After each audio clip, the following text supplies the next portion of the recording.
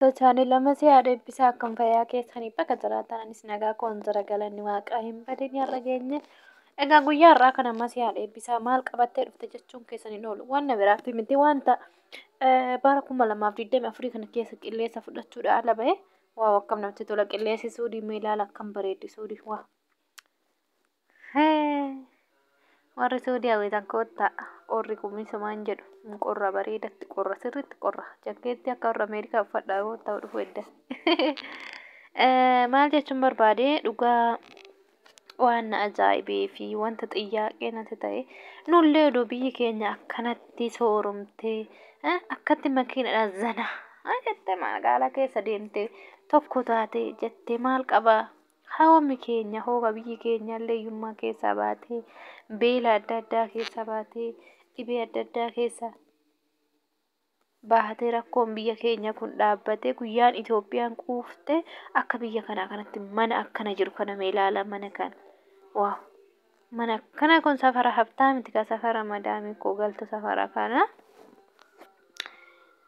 Waakii deemnee dhufneetee kuni waan daqiiqa 5 deemne makiinadhaan deemnee dhufne oduu Itoophiyaa ta'e lukaan dhufte nu qamaa cufte okkollee deemnee galla lafa fagoo lukaan deemna jechuun beektan biyyatti.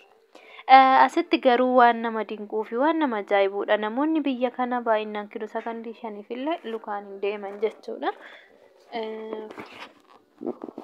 Kanaafuu kana isiniin jedhamee hundumti keessanuu biyya keenya kadhannaa godha. Biyya keenya fillee hiyyummaan kun nurraa darbee hiyyummaan kun nu biraa darbee biyyi teenya fillee durummaan dhuftee uummanni keenya illee quufee mana akkana ijaarratu jiru kana mana bareedaa kana keessa gallee natti tola lammiin keenya guutuun jechuudha. Tarii guyyaa tokko nullee amma lafaa jireenya addunyaa kanatti waan tarii nu jijjiiruu danda'a seenaa keenya jijjiiramuu danda'a.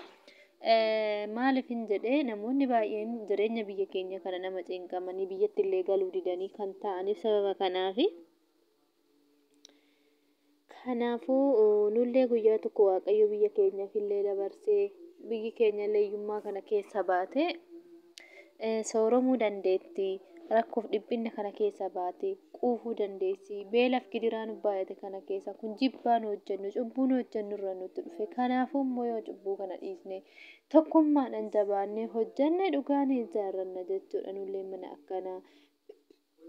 Jireenya akkanaa jiraachuun namatti tola jedhee abdiin qaba. Bara 2024 bara milkaa'inaa saniif haa ta'u. Bara biyyi keenyatti nagaa argattu. Bara jibbinu keessa badu. Bara itti tokkummaa argannu fi bara itti waliigaltee argannu. Akkasumas bara uummanni keenya kan beela itti quufu, kan dheebate itti dheebuu bahu, kan rakkate kan rakkoo keessatti bahu, kan du'e kan jannata galu. Kan jirullee nuuf haa jiraatu umrii nuuf haa dheeratu jenna. Akkasumas biyya keenya Itoophiyaan biratti nagaa argattee tokkummaa argattee gammachuudhaan bakka biyya keenya keessa jiraannu waaqayyo nu haa godhu isiniin jedha. Akkasii kaa hordoftoota keenya baay'ee namatti tola. Bakka gammaddanii bakka nagahaan immoo bara kana argitanii carraa kana arguun iyyuu kan waaqayyo umrii dheeressitu guyyaa kana arga. Hundi keessanis immoo akka abdiidhaan waaqayyo eeggattan waaqayyo beekadha waaqayyo eegadha jennee waan beennuuf sinaa eegu isiniin jedha.